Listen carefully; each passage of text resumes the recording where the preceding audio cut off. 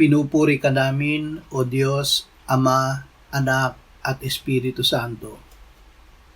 Salamat, Ama, na ibinigay mo sa amin si Jesus na iyong anak na namatay para sa aming kasalanan, iyong muling binuhay, iniakyat at iniluklok sa iyong kanan sa langit.